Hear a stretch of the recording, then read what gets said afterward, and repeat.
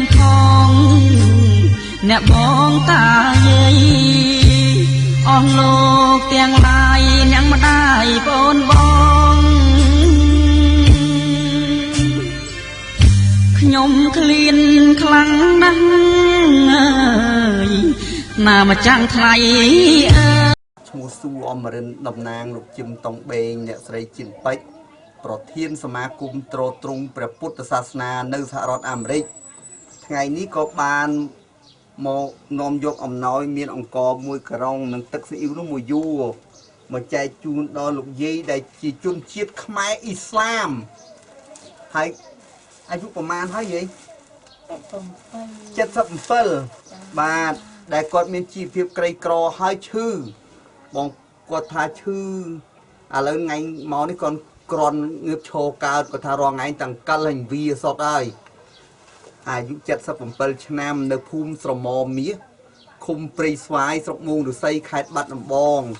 ហើយសមាគមត្រួតត្រងពុទ្ធសាសនាសូមជូនលោកយាយមានអង្គមួយក្រុងនិងស៊ីអ៊ីវមួយយួរណាយាយណាចាហើយលោកយាយរកមានស្រែប្រហែលហិកតារងថ្ងៃមានស្រែណាពីកូនចៅហ្នឹងអត់មានស្រែភ្លឺអីទេបាទបងប្អូនគាត់អត់មានស្រែមានភ្លឺអីទេហើយថ្ងៃនេះដែរក៏មានពុទ្ធបរិស័ទខ្មែរនៅឯសហរដ្ឋអាមេរិកបានជួយជាសហុយ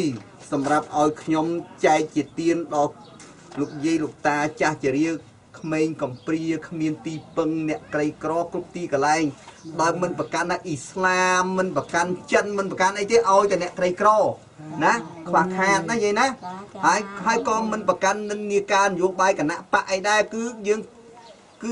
ឲ្យតែអ្នកក្រពិតណាបាទគឺបានទទួលអង្គមួយក្រុងនិងស៊ីអ៊ីវមួយយួរជេងស៊ីវហៀងជួយអ្នកក្រីក្រ$20អ្នកស្រីសុននរុនកែវជួយអ្នកក្រីក្រ$30ឧបាសិកាហេងវ៉ាន់ឌីនាងដែងផល្លានាងយ៉មច័ន្ទរងព្រមទាំងគ្រួសារជួយអ្នកក្រីក្រ$100អ្នកស្រីកាត់ធីកែវព្រមទាំងបុត្រជួយអ្នកក្រីក្រ$40ឧបាសកអោកយាមនិងឧបាសិកាអ៊ូរ៉ាន់ជួយអ្នកក្រីក្រ$100នាងអោកសុខនកូនស្រីរបស់លោកតាអោកយាមជួយអ្នកក្រីក្រ$100ផលរ៉េនលោកច័ន្ទនិងគ្រួសារជួយអ្នកក្រីក្រ$100ផលរឿមនិងគ្រួសារជួយអ្នកក្រីក្រ$20លោកតាអ៊ីវលោកយាយផៃជួយអ្នកក្រីក្រ$20ហើយខ្ញុំបាទក៏សូមអរគុណដល់លោកយាយលោកតាដែលបានចូលរួមចាប់អ្នកផលកុសលតាមរយៈលោកជឹមតុងបេងអ្នកស្រីជីនពេជ្រនេះឃើញថាខ្ញុំបាននាំយកមកដល់ផ្ទះលោកយាយដែលមានជីវភាពខ្វះខាតពិតប្រាកដមែនហើយបងប្អូនអាចឆ្ងល់ថាយីចុះអ្នកក្រអីក៏ផ្ទះធំហ្នឹងជាងក្តារនេះទៅទៀតគឺថាផ្ទះធំគឺថានេះកាលពីដើមឡើយគាត់នេះមានជីវភាពធូរធារតែដល់ចាស់ទៅហ្នឹងគឺថាកូនចៅគេបែកអស់ទៅហ្នឹង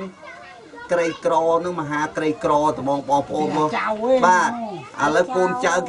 គេបែកអស់ហើយបាទអញ្ចឹងសូមបងប្អូនកុំថាក្រផ្ទះធំគឺថាអារឿងផ្ទះធំផ្ទះតូចមិនសំខាន់ទេសំខាន់មនុស្សដាច់ពោះណាបងប្អូនណាឥឡូវខ្ញុំសូមជូនលោកយាយស្រឲ្យលោកយាយជូនពរដល់ម្ចាស់អំណោយឲ្យរស់ស៊ីមានបានជូនពរឲ្យបានតិចទៅជុំរស់ស៊ីឲ្យបានអាយុវែងឡើងស្នាក់ខ្ពស់តទៅមុខបាទឲ្យរស់ស៊ីឲ្យមានបានហ្នឹងហើយមានបានហើយតិចទៅជុំគេថាកដូចខ្ញុំរបស់ឲ្យសម្បូរបែបលោកកោបាទលោកយាយលោកតានៅសហរដ្ឋអាមេរិកសូមលើកដៃត្រេកអរអនុមោទនាគាត់ជាខ្មែរអ៊ីស្លាមទេតែគាត់ចេះឲ្យពោលក្បោះក្បាយមកខ្ញុំក៏មានការត្រេកអរនៅភ្នាក់ដែលគាត់ចេះឲ្យពោហ្នឹងឲ្យសម្បូរសប្បាយតទៅមុខតកូនចៅអាយុវែងទាំងអស់គ្នាបាទអរគុណលោកយាយបាទ